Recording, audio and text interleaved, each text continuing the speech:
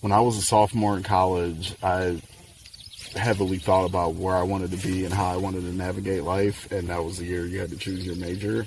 And all I could keep thinking about in my head was I want to live autonomously and immersed with nature.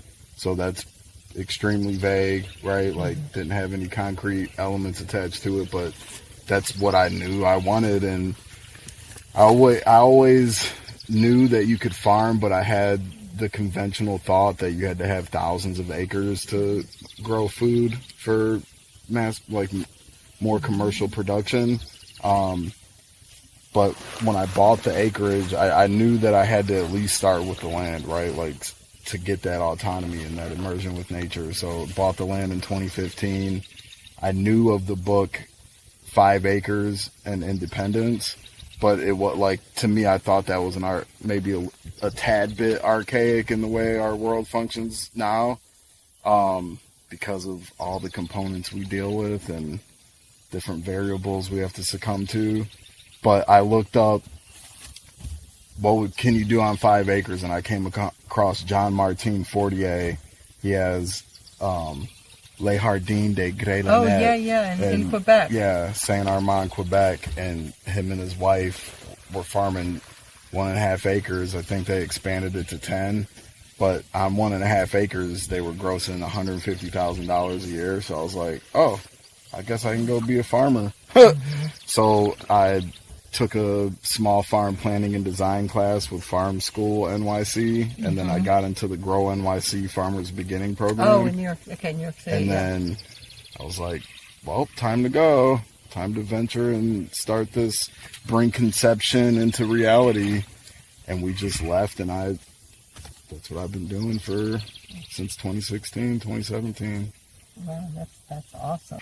So compost was a part of the initial backdrop, because when I got here, my practices are all organic, no chemicals, steer away from GMO seeds, and I have pretty sandy soil on this property, and the pH was decent. It was kind of where it needed to be, but in terms of like that rich organic matter in the soil, that wasn't here. So I looked up, the only place you could really get good organic compost was Vermont Compost in Montpelier, right? A little far. Yeah, quite a distance. But then the price point to cover 1/2 acre was like $30,000, 2 inches for 1/2 acre. Yeah. So I'm like, dude, I got to start my own compost. There's a need for this. I think there needs to be consideration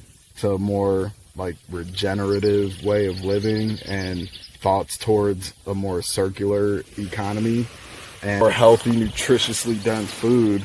So yeah, that was after my first year farming. I was like, I have to figure out a compost regimen, a compost scenario. So we've been doing it, me and my lady, on a home scale since 2014, right? Because New York City started. I was down in New York City. Her mother, I built like a compost bin there for her, which she had her chickens in Rockaway, Queens, you know. Oh. So we had like a little farm back there to a certain capacity, but yeah, we've done it on a home scale. But when you start thinking about the more commercialized scale, there's a lot of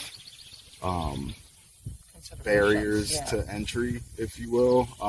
Yeah, so why don't you, let's I'd like to hear what you found, because you have real life experience. What are the barriers? What are the challenges? The big thing is infrastructure. The infrastructure costs. If you want to do a scalable business with compost, food scrap collection, and composting, there's a lot of initial capital costs to be able to get things off the ground, so that you can effectively turn food scraps and other organic material into actual usable compost. I reached out to this company called Compost Now. They're a national compost company, and equipment? No, so their business model is in they're in most of the major hubs, city hubs in the U.S. and they have, residential pickup in mass, like because of the population density in urban areas. And I reached out initially to see if they would be open to partner with someone who's in a rural area, but he said at scale he would need 100 acres for it to make sense for him, based on like the differentiation of how he's building business on the urban scale.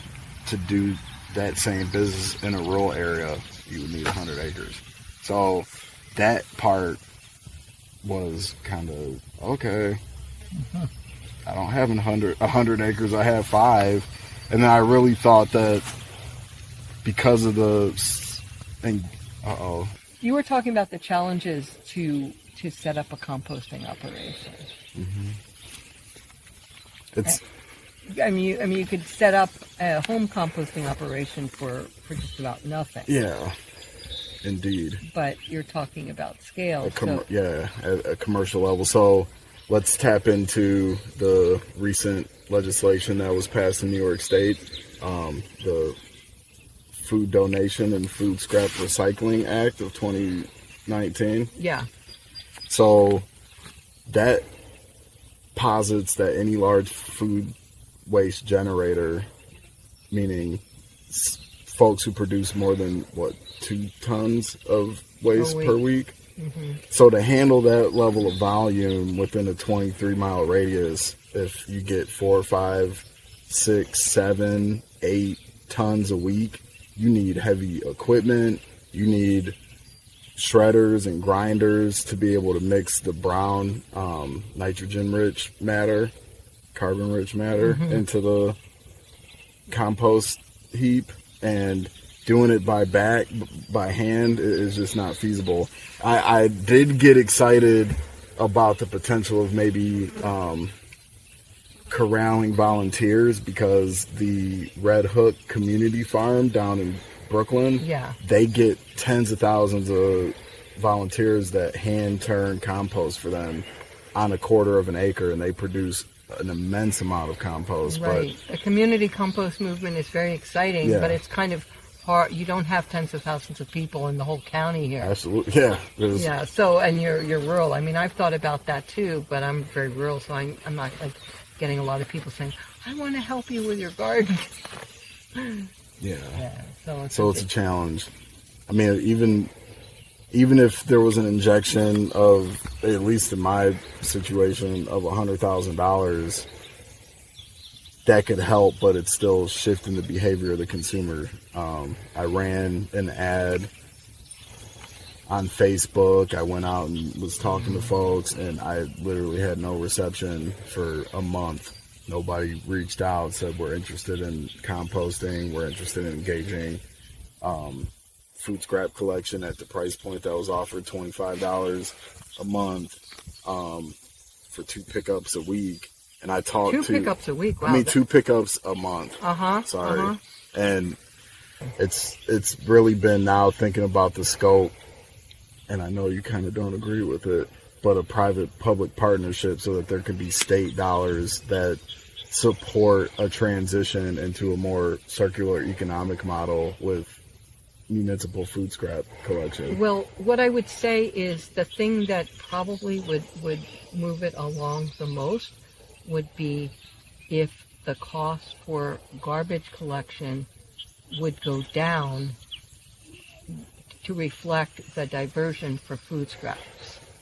And until it's my belief that until New York State or municipalities recognize that need, and that has been done elsewhere where it has worked, but New York is just an add-on. So for an additional cost, I think you're going to have the idealistic people who think it's a good thing, and there's going to be far more of them in a more metropolitan area than in a very rural area like here, and it might eventually come to the area, but it's going to be slow. There is some residential collection. We visited Blue Line Compost in the northern Adirondacks, and there is some residential, and they were interested in the large generators, and that Blue Line Compost, that if I recall correctly, their goal was to work with large generators, but they're only taking pre-consumer waste from schools and other institutions, because anything that's coming out of the dining hall was far too contaminated with things that they don't want in their compost. Plastic, for example, paper, other things. Yeah. But I think they're probably in a more affluent, worldly area. Saranac Lake, Lake Placid, those places are kind of metropolitan compared to Lewis County. And a little bit more liberal. Yeah, more liberal. It's people, many of the people are not from there. They moved there because of the amenities, skiing and other things. Beautiful lakes. Yeah, beautiful. Adirondack Mountains. Right, exactly. So, I'm in an area probably like this, except that people continue to Glens Falls, Saratoga, and Albany. So that brings more diverse population. Yes, indeed. But I do think that it's important, and you have allies. People are going to be arguing for this. We are now developing a statewide solid waste coalition, looking to move things along, public policy-wise. But yeah, incentives. You don't necessarily need laws. It's very hard to enforce a law when the target if the target would be most of the population. But if you incentivize it, pay as you throw, for example, has been very effective. In Massachusetts, it's been pushed heavily by the state, and towns and cities that have implemented it have seen great reduction in the amount of stuff people throw away. And if you give people the option of diverting their food waste so it never is anything that they'd have to pay for in their garbage, then people go for it. Yeah. But and maybe what we need to start is for funding for collection, where if it's collected for composting, it's a certain amount is budgeted as a subsidy or something.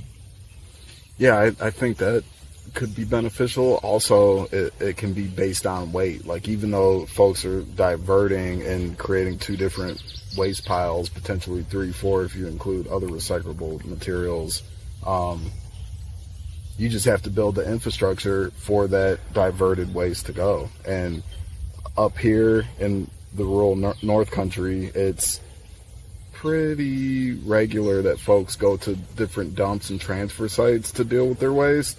So as long as municipalities get on board and build an infrastructure to support folks bringing their food scraps into a different area of the transfer station, then I think that could help transition that practice to be more normal. Right, and clean food waste doesn't cost anything, but garbage costs X amount per ton or per pound. Then people see some benefit just financially if I do this. Some people won't do it, but it's like the normal everyday practice in many parts of the world. Yeah. And we think that people in the U.S. are stupid or willful or whatever, but we don't create the incentives or the structure for it. We need to reconsider consumption and what it really means on a greater scheme, not the individualistic, I need goods, I need services, I need materials. Like, dig deeper and see how there can be a transition in our behavior to ensure a more sustainable future.